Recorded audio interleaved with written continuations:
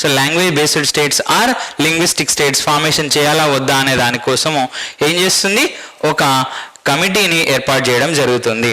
So దాన్నే మనం ఏమంటామంటే లింగ్విస్టిక్ స్టేట్స్ కమిటీ అంటాం, భాషా ప్రయుక్త రాష్ట్రాల కమిటీ అంటాం. భాషా ప్రయుక్త రాష్ట్రాల కమిటీని ఏర్పాటు చేస్తుంది. ఎవరు అంటే కాంగ్రెస్. ఎక్కడ ఏర్పాటు చేస్తుంది, రాజ్యాంగ పరిషత్తులో. రాజ్యాంగ పరిషత్తులో భాషా ప్రయుక్త రాష్ట్రాల కమిటీని ఏర్పాటు చేస్తుంది ఇండియన్ నేషనల్ కాంగ్రెస్. సో మరి దీనికి అధ్యక్షత ఎవరు వహిస్తారు అంటే ఎస్కే దార్ అనే వ్యక్తి అధ్యక్షత వహించడం జరుగుతుంది. ఎవరు అధ్యక్షత వహించారు, ఎస్కే దార్ అనేటువంటి వ్యక్తి అధ్యక్షత వహించాడు. సో ఎస్కే దార్ ఇక్కడ చైర్మన్గా ఉన్నాడు. దీనికి చైర్మన్ ఎవరు అంటే ఎస్కే దార్. ఎస్కే దార్ ఉన్నాడు. మరి మెంబర్స్ ఎవరు అంటే ఇద్దరు మెంబర్స్ ఉంటారు. ఒకరేమో పన్నాలాల్, ఇంకొక వ్యక్తి ఏమో జగత్ నారాయణ లాల్. పన్నాలాల్ జగత్ నారాయణ లాల్ అనే మొత్తం 1+2 మెంబర్స్తో ఒక కమిటీ అనేది ఏర్పాటు చేయబడుతుంది ఎస్కే దార్ అధ్యక్షతన. ఎప్పుడు ఏర్పాటు చేయబడుతుంది అంటే జూన్ 17 రోజున 1948 జూన్ 17 రోజున ఒక కమిటీ అనేది ఏర్పాటు చేయబడుతుంది. సో ఈ కమిటీ ఎప్పుడు రిపోర్ట్ ఇస్తుంది అంటే 1948 డిసెంబర్లో రిపోర్ట్ ఇస్తుంది. జూన్లో ఏర్పాటు చేయబడ్డది, డిసెంబర్లో రిపోర్ట్ ఇస్తుంది. రిపోర్ట్ ఇస్తే ఏమంటది, లాంగ్వేజ్ బేస్డ్ స్టేట్స్కి లింగ్విస్టిక్ బేసిస్ స్టేట్స్కి యాక్సెప్ట్ చేయదు, ఒప్పుకోదు. భాషా ప్రయుక్త రాష్ట్రాల ఏర్పాటుకు ఒప్పుకుంటుందా, ఒప్పుకోదు. మరి దేని ప్రకారంగా రాష్ట్రాలు ఏర్పాటు చేయడానికి ఒప్పుకుంటుంది ఎస్కే దార్ కమిటీ అంటే అడ్మినిస్ట్రేటివ్ కన్వీనియన్స్, పరిపాలన సౌలభ్యం ఆధారంగా మాత్రమే రాష్ట్రాలు ఏర్పాటు చేయాలి తప్ప, పరిపాలన సౌలభ్యం ఆధారంగా మాత్రమే రాష్ట్రాలను ఏర్పాటు చేయాలి తప్ప భాష ఆధారంగా రాష్ట్రాలను ఏర్పాటు చేయరాదు అని ఎవరు రిపోర్ట్ ఇచ్చారు, ఈ ఎస్కే దార్ కమిటీ రిపోర్ట్ ఇవ్వడం జరిగింది. ఎప్పుడు రిపోర్ట్ ఇచ్చేసింది, 1948 డిసెంబర్లో రిపోర్ట్ ఇవ్వడం జరిగింది. సో మొత్తం మీద ఎస్కే దార్ కమిటీ రాజ్యాంగ పరిషత్తులో ఏర్పాటు చేయబడ్డటువంటి ఒక కమిటీ. ఈ ఎస్కే దార్ అనే వ్యక్తి అసలు రాజ్యాంగ పరిషత్తులో సభ్యుడే కాదు, అయినప్పటికీ భాషా ప్రయుక్త రాష్ట్రాల కమిటీకి చైర్మన్గా ఎస్కే దార్ని తీసుకున్నారు. అందులో ఇద్దరు మెంబర్స్ ఉన్నారు, ఒకరు పన్నాలాల్, ఇంకొకరు జగత్ నారాయణ లాల్. వీళ్ళు ఎక్కడ అంటే జూన్ 17, 1948 రోజున కమిటీ ఏర్పాటు చేయబడితే కమిటీ డిసెంబర్లో రిపోర్ట్ ఇచ్చింది. సో రిపోర్ట్లో ఏమనుంది, భాషా ప్రయుక్త రాష్ట్రాల ఏర్పాటు అవసరము లేదు, పరిపాలనా సౌలభ్యం ఆధారంగా చేసుకునే రాష్ట్రాలను ఏర్పాటు చేయాలి, అభివృద్ధి చెందుతుందా లేదా, రిసోర్సెస్ ఉన్నాయా లేదా అనే దాని ప్రకారంగానే రాష్ట్రాలను ఏర్పాటు చేయాలని రిపోర్ట్ ఇస్తారు. సో దీంతో ఎస్కే దార్ కమిటీ ఇచ్చిన రిపోర్టును వ్యతిరేకిస్తూ ఆంధ్ర ప్రాంతంలో ఉద్యమం అనేది స్టార్ట్ అవుతుంది. అర్థమవుతుందా? సో ఇప్పుడు ఎస్కే దార్ కమిటీ నెగిటివ్గా రిపోర్ట్ ఇచ్చేసింది కదా, ఆంధ్ర రాష్ట్రం ఏర్పాటు చేయాల్సిన అవసరం లేదు అన్నట్టుగానే మాట్లాడింది. కాబట్టి దీంతో ఏమవుతుంది, ఆంధ్ర ప్రాంతంలో గొడవలు స్టార్ట్ అవుతాయి. సో మళ్ళీ గొడవలు ఆపాలంటే ఏం చేయాలి, గొడవలు ఆపాలంటే కమిటీ వేయాలి. కమిటీ మళ్ళీ వేసింది, ఏంటది, జేవిపి కమిటీ. సో ఏం కమిటీ వేసింది, జేవిపి కమిషన్ను వేయడం జరిగింది. సో జేవిపి కమిటీ అంటే జవహర్లాల్ నెహ్రూ, సర్దార్ వల్లభాయ్ పటేల్, పట్టాభి సీతారామయ్య ఈ ముగ్గురి అధ్యక్షతన మొత్తం మీద ముగ్గురితో ఒక కమిటీ ఏర్పాటు చేయబడుతుంది. ఎప్పుడు అంటే డిసెంబర్లో. సో 1948 డిసెంబర్లో ఒక కమిటీ ఏర్పడుతుంది. ఆ కమిటీని మనం జేవిపి కమిటీ అంటున్నాం. జే అంటే జవహర్లాల్ నెహ్రూ, వి అంటే వల్లభాయ్ పటేల్, పి అంటే పట్టాభి సీతారామయ్య. ఈ ముగ్గురి అధ్యక్షతన మనకు ఒక కమిటీ అనేది ఏర్పాటు చేయబడుతుంది. దాన్ని మనం జేవిపి కమిటీ అంటాం. ఈ జేవిపి కమిటీ 1948 డిసెంబర్లో ఏర్పాటు చేయబడుతుంది. సో ఏర్పాటు చేసిన తర్వాత ఎప్పుడు రిపోర్ట్ ఇస్తుంది, రిపోర్ట్ అనేది మనకు ఎప్పుడు ఇస్తుంది అంటే 1949లో రిపోర్ట్ ఇస్తుంది. 1949లో రిపోర్ట్ ఇస్తుంది. సో 1949లో ఏమని రిపోర్ట్ ఇస్తుంది, లింగ్విస్టిక్ బేస్డ్ ఓకే, ఇప్పుడు 1948 డిసెంబర్లో జేవీపీ కమిటీ ఏర్పాటు చేస్తే అది మనకి 1949లో రిపోర్ట్ ఇస్తుంది. సో జేవీపీ అంటే చెప్పాను కదా ఆల్రెడీ, జవహర్లాల్ నెహ్రూ, వల్లభాయ్ పటేల్, పట్టాభి సీతారామయ్య, ఈ ముగ్గురితో కమిటీ ఏర్పాటు చేస్తే ఈ కమిటీ 1949లో రిపోర్ట్ ఇస్తుంది. రిపోర్ట్ ఇచ్చి ఏమంటుందంటే భాషా ప్రయుక్త రాష్ట్రాలు ఏర్పాటు చేయాల్సిన అవసరం లేదు, ఓన్లీ లాంగ్వేజ్ బేస్డ్ స్టేట్స్ ఏర్పాటు చేయాల్సిన అవసరం అయితే లేదు, ఎక్సెప్ట్ ఆంధ్ర అంటది. ఎందుకు ఎక్సెప్ట్ ఆంధ్ర అంటుందంటే ఆల్రెడీ ఆంధ్రాలో గొడవలు జరుగుతున్నాయి, ప్లస్ ఈ కమిటీలో ఒక వ్యక్తి ఎవరున్నారు, ఆంధ్ర ప్రాంతానికి సంబంధించిన వ్యక్తి ఉన్నాడు, మళ్ళీ ఇతను ఫీల్ అవుతాడు కాబట్టి పట్టాభి సీతారామయ్య ఆంధ్ర ప్రాంతానికి చెందిన వ్యక్తి కాబట్టి ఎక్సెప్ట్ ఆంధ్ర అని ఈ కమిటీ రిపోర్ట్ ఇస్తుంది. ఒకవేళ రాష్ట్రాన్ని ఏర్పాటు చేయాలనుకుంటే దేని బేస్న ఏర్పాటు చేయాలి అంటే అడ్మినిస్ట్రేటివ్ కన్వీనియన్స్, అంటే పరిపాలన సౌలభ్యాన్ని ఆధారంగా చేసుకొని, అభివృద్ధి చెందుతుందా లేదా అనేది ఆధారంగా చేసుకొని, అక్కడున్న రిసోర్సెస్ ఆధారంగా చేసుకొని రాష్ట్రాలను ఏర్పాటు చేయాలి తప్ప భాషా ప్రయుక్త రాష్ట్రాలను ఏర్పాటు చేయాల్సిన అవసరం లేదు అన్నట్టుగానే రిపోర్ట్ ఇస్తుంది. ఎక్సెప్ట్ ఆంధ్ర అని అంటది. అర్థమవుతుందా? ఎక్సెప్ట్ ఆంధ్ర ప్రాంతం మినహాయించి సో మిగిలిన భాషా ప్రయుక్త రాష్ట్రాలు ఏర్పాటు చేయాల్సిన అవసరం లేదు అని కమిటీ అయితే రిపోర్ట్ ఇవ్వడం జరుగుతుంది. సో దీంతో ఏం జరిగింది అంటే చూద్దాం మనం. సో దీంతో ఏం జరిగిందంటే 1951 ఆగస్టు 15వ తేదీన గొల్లపూడి సీతారామ శాస్త్రి అనే వ్యక్తి గొల్లపూడి సీతారామశాస్త్రి అనే వ్యక్తి ఎప్పుడో జేవీపీ కమిటీ ఇచ్చిన రిపోర్ట్ ఉంది కదా, జేవీపీ కమిటీ రిపోర్ట్ ఇస్తుంది 49లో, అప్పుడు ఆంధ్ర ప్రాంతం మినహాయించి భాషా ప్రయుక్త రాష్ట్రాలు ఏర్పాటుకు ఒప్పుకుంటుంది కదా, మరి ఆంధ్ర ప్రాంతానికి ప్రత్యేక రాష్ట్రం ఏర్పాటు చేశారంటే లేదు కదా. సో లేకపోవడంతో ఈ గొల్లపూడి సీతారామ శాస్త్రి అనే వ్యక్తి 1951 ఆగస్టు 15th రోజున ఆమరణ నిరాహార దీక్షకు పూనుకుంటాడు. సో ఆమరణ నిరాహార దీక్ష చేస్తాడు, నిరాహార దీక్ష ప్రారంభిస్తాడు. ఎప్పుడు? ఆగస్టు 15th 1951లో గొల్లపూడి సీతారామ శాస్త్రి ఆమరణ నిరాహార దీక్ష స్టార్ట్ చేస్తాడు. సో స్టార్ట్ చేసి సెప్టెంబర్ 20th వరకు చేస్తాడు. సెప్టెంబర్ 20వ తేదీ వరకు ఆయన ఆమరణ నిరాహార దీక్ష, దాదాపు 35 రోజులు ఆమరణ నిరాహార దీక్ష చేస్తాడు. 35వ రోజు గాంధీజీ శిష్యుడైనటువంటి ఆచార్య వినోబా భావే, సో ఆచార్య వినోబా భావే అనేటువంటి వ్యక్తి, ఆచార్య వినోబా భావే వచ్చేసి ఏం చేశాడు అంటే గొల్లపూడి సీతారామ శాస్త్రికి ఒక హామీ ఇస్తాడు. ఏమని అంటే, నేను జవహర్లాల్ నెహ్రూను సంప్రదించాను, సో మీరు స్వాతంత్రం వచ్చిన తర్వాత కూడా మనం ఇట్లాంటి ఆమరణ నిరాహార దీక్ష చేయడం కరెక్ట్ కాదు, మళ్ళీ స్వాతంత్ర దినోత్సవం రోజునే మీరు ఆమరణ నిరాహార దీక్ష ప్రారంభించారు, నేను సో ఖచ్చితంగా జవహర్లాల్ నెహ్రూతో మాట్లాడుతాను, ఆల్రెడీ జవహర్లాల్ నెహ్రూ పంపిస్తేనే వచ్చాను అని. సో ఇతను ఏమంటాడు, మీరు ఆమరణ నిరాహార దీక్షను విరమించండి, నేను మళ్ళీ ఒకసారి నెహ్రూతో మాట్లాడి మీకు ప్రత్యేక రాష్ట్రం ఏర్పాటయ్యే విధంగా సో చర్యలు ప్రారంభించేలాగా చేస్తాను అని చెప్తాడు. దీంతో గొల్లపూడి సీతారామ శాస్త్రి 35 రోజుల తర్వాత ఆమరణ నిరాహార దీక్షను విరమిస్తాడు. సో ఆమరణ నిరాహార దీక్షను విరమిస్తాడు 1951 సెప్టెంబర్ 20th రోజున. కానీ ఎలాంటి హామీ కూడా రాదు. ఎక్కడి నుండి? సెంట్రల్ గవర్నమెంట్ నుంచి, కేంద్ర ప్రభుత్వం నుండి, నెహ్రూ ప్రభుత్వం నుండి ఎలాంటి హామీ రాదు. ప్రత్యేక రాష్ట్రం ఇక ప్రారంభం కాబోతుంది, దానికి సంబంధించిన విధి విధానాలు ప్రారంభం అవుతాయి అని ఎలాంటి ఆదేశాలు జారీ కావు సెంట్రల్ గవర్నమెంట్ నుంచి. సో దీంతో 1952 అక్టోబర్ 19th రోజున పొట్టి శ్రీరాములు గారు ఆమరణ నిరాహార దీక్ష ప్రారంభిస్తాడు. ఎప్పుడు? 1952 అక్టోబర్ 19th రోజున పొట్టి శ్రీరాములు గారు ఆమరణ నిరాహార దీక్ష ప్రారంభించాడు. ఎక్కడ ప్రారంభించాడు అంటే మద్రాస్ నగరంలో ప్రారంభించాడు, బులుసు సాంబమూర్తి ఇంట్లో. సో ఎవరు? బులుసు సాంబమూర్తి ఇంట్లో ఆమరణ నిరాహార దీక్షను ప్రారంభించడం జరుగుతుంది. యాక్చువల్గా జవహర్లాల్ నెహ్రూ 1948లో సో 1948లో జవహర్లాల్ నెహ్రూ విశాఖపట్నం వస్తాడు ప్రధానమంత్రి హోదాలో. విశాఖపట్నం వచ్చినప్పుడు మరి అక్కడ ఆంధ్ర రాష్ట్రం, ప్రత్యేక ఆంధ్ర రాష్ట్రం ఏర్పాటు చేయమని అడుగుతారు. అక్కడ ఉన్నటువంటి చాలామంది వ్యక్తులు జవహర్లాల్ నెహ్రూను ప్రత్యేక ఆంధ్ర రాష్ట్రం ఏర్పాటు చేయండి అని అడుగుతాడు.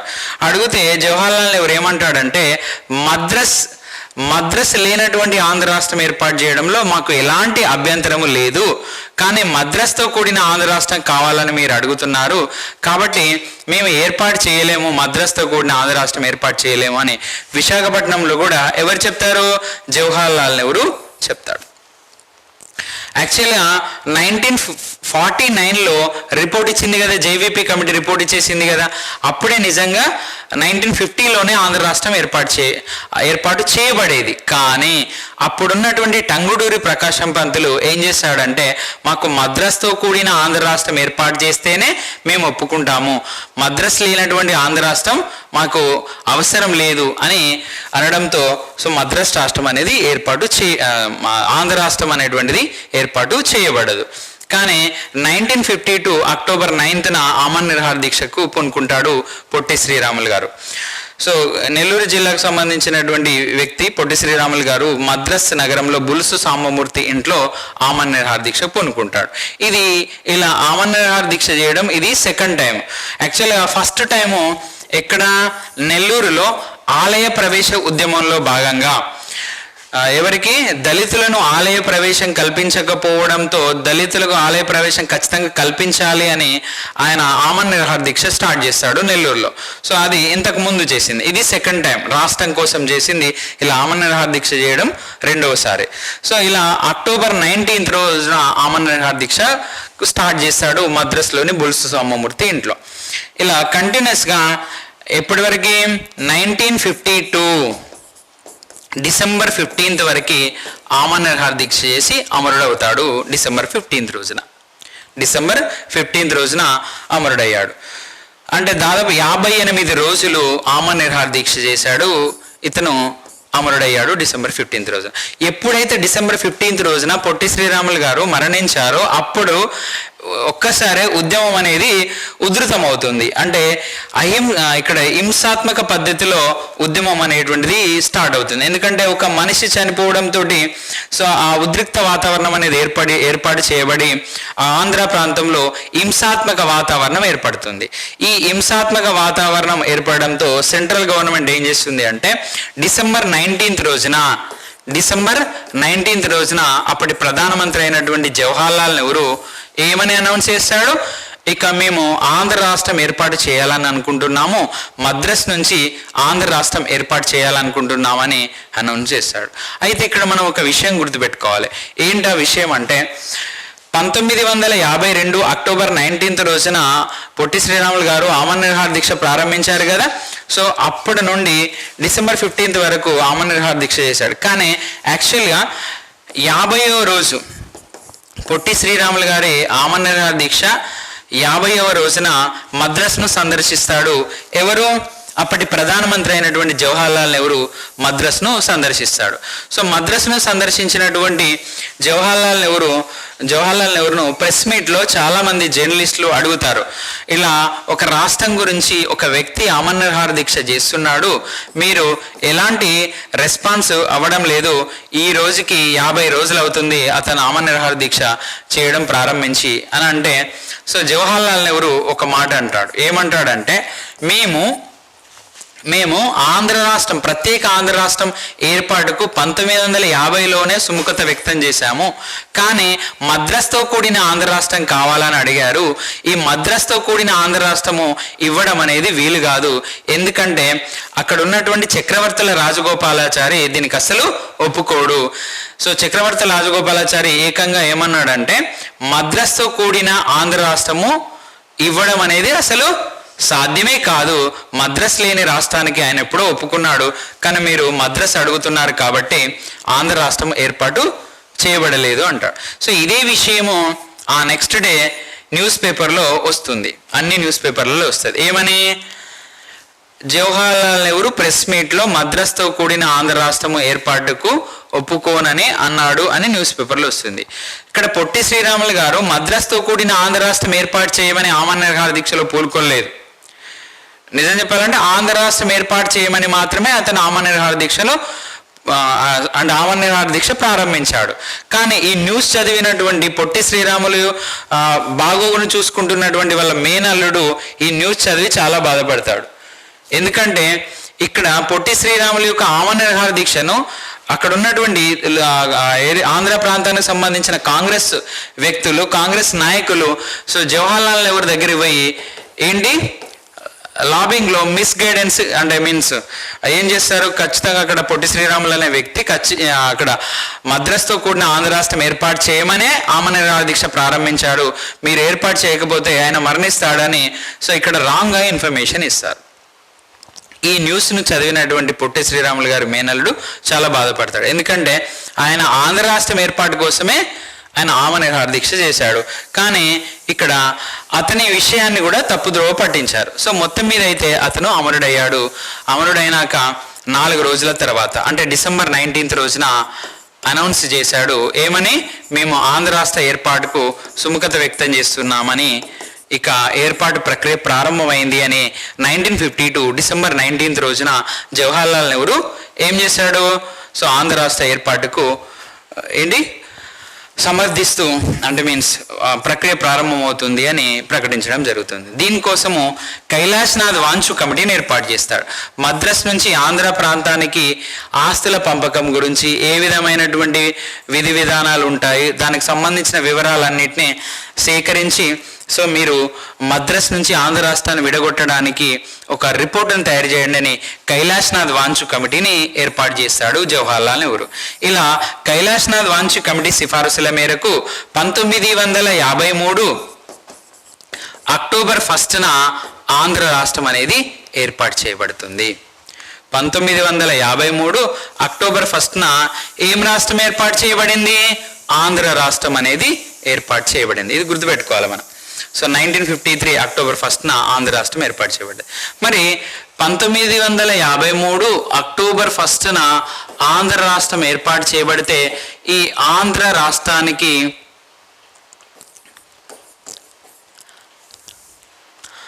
సో ఆంధ్ర రాష్ట్రానికి రాజధాని ఏది అంటే రాజధానిగా రాయలసీమలోని కర్నూలును రాజధానిగా స్టార్ట్ చేస్తారు. సో ఆంధ్ర రాష్ట్రానికి రాజధాని ఏంటంటే కర్నూలు. ఎందుకు మరి కర్నూలు రాజధాని చేస్తారు, విజయవాడను సో విజయవాడను కానీ లేదంటే ఆంధ్ర ప్రాంతంలోని వేరే ఏదైనా ఒక సిటీని రాజధానిగా చేయకుండా కర్నూలు ఎందుకు రాజధాని చేస్తారంటే దానికి కారణం ఉంది. సో ఇది తెలుసుకోవాలంటే శ్రీబాగ్ ఒప్పందం గురించి తెలుసుకోవాల్సి ఉంటుంది. 1937లో శ్రీబాగ్ ఒప్పందం జరుగుతుంది. ఎవరెవరి మధ్య, ఆంధ్ర ప్రాంతంలోని కాంగ్రెస్ నాయకుల మధ్య మరియు రాయలసీమ ప్రాంతంలోని కాంగ్రెస్ నాయకుల మధ్య, రాయలసీమలోని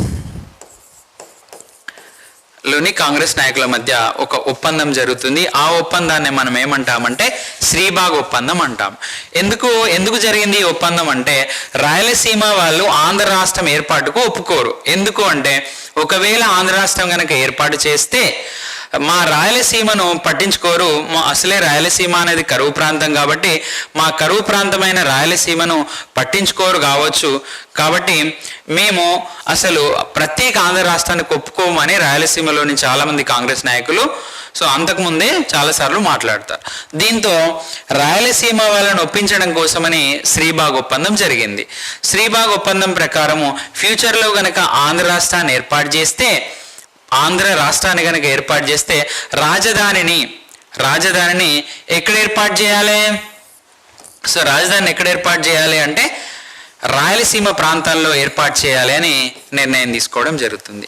ఇలా శ్రీబాగ్ ఒప్పందాన్ని అనుసరించి 1937లో జరిగినటువంటి శ్రీబాగ్ ఒప్పందాన్ని అనుసరించి రాజధానిని ప్రత్యేక ఆంధ్ర రాష్ట్రానికి రాజధానిని కర్నూలుగా ఏర్పాటు చేయడం జరుగుతుంది. ఇది గుర్తుపెట్టుకోవాలి మనం. ఓకే, సో మరి 1954లో హైకోర్టు అనేది ఏర్పాటు చేయబడుతుంది. హైకోర్టు ఎక్కడ ఏర్పాటు చేయబడింది అంటే గుంటూరులో హైకోర్టు ఏర్పాటు చేయబడింది. అర్థమవుతుందా? సో రాజధాని ఏమో కర్నూలులో, గుంటూరులోనేమో హైకోర్టు అనేది ఏర్పాటు చేయబడింది. ఆ గుంటూరులో ఏర్పాటు చేయబడ్డ హైకోర్టుకి గుంటూరులో ఏర్పాటు చేయబడ్డటువంటి హైకోర్టుకి చీఫ్ జస్టిస్గా ఎవరున్నారు అంటే కోకా సుబ్బారావు అనే వ్యక్తి ఉన్నాడు. సో ఈ కోకా సుబ్బారావే ఉమ్మడి ఆంధ్రప్రదేశ్ రాష్ట్రానికి ఏర్పాటు చేయబడ్డ మొట్టమొదటి హైకోర్టుకు కూడా చీఫ్ జస్టిస్గా ఎవరున్నారంటే కోకా సుబ్బారావు. ఈ కోకా సుబ్బారావే సుప్రీంకోర్టుకు చీఫ్ జస్టిస్గా కూడా పనిచేశాడు. ఇలా సుప్రీంకోర్టుకు చీఫ్ జస్టిస్గా పనిచేసిన మొదటి తెలుగు వ్యక్తి ఎవరంటే కోకా సుబ్బారావు. రెండో తెలుగు వ్యక్తి ఎవరంటే మొన్నటి వరకు 48వ చీఫ్ జస్టిస్గా ఉన్నటువంటి ఎన్వి రమణ.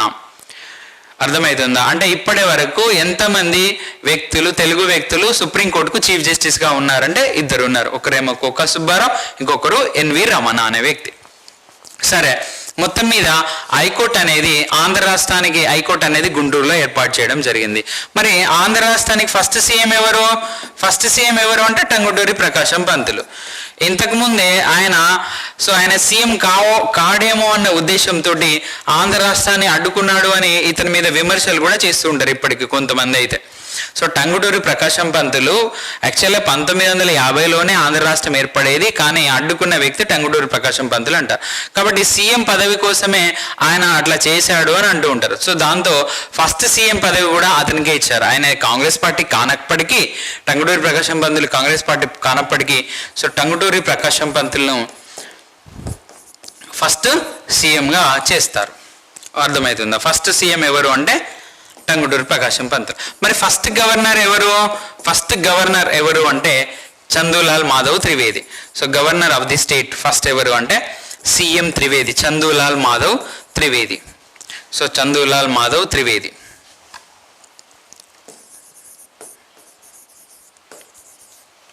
సీఎం త్రివేది అనే వ్యక్తి ఫస్ట్ గవర్నర్గా పనిచేస్తున్నాడు ఆంధ్ర రాష్ట్రానికి. అయితే 1954లో టంగుటూరి ప్రకాశం పంతులు రాజీనామా చేస్తాడు సీఎం పదవికి. ఆయన పదవి కోల్పోతాడు 1954లో. సో ఎప్పుడైతే 1954లో ఆయన పదవి కోల్పోయాడో తర్వాత సీఎం ఎవరయ్యారు అంటే బెజవాడ గోపాల్ రెడ్డి సీఎం అయ్యాడు. కాబట్టి బెజవాడ గోపాల్ రెడ్డి ఆంధ్ర రాష్ట్రానికి రెండవ సీఎం. ఇది గుర్తుపెట్టుకోవాలి, చాలా చాలా ఇంపార్టెంట్.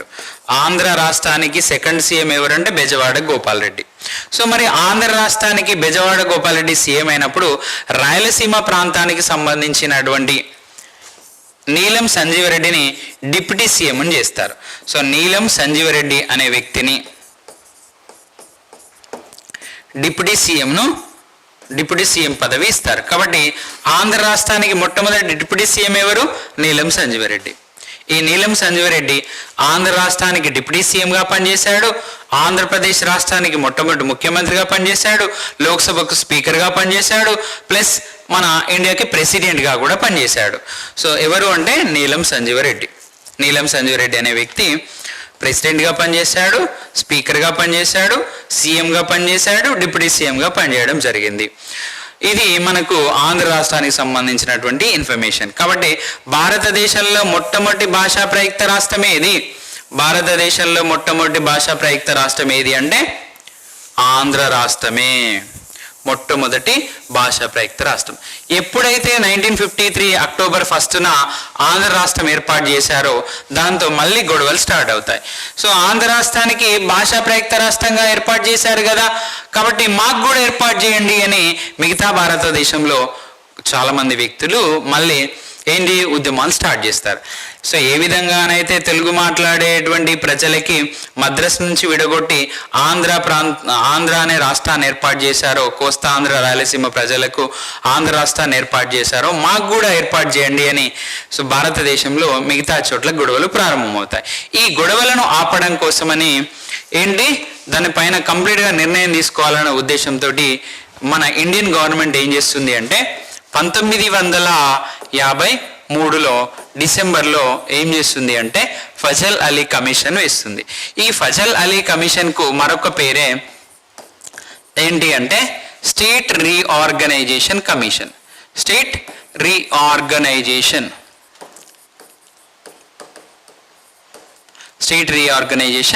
కమిషన్.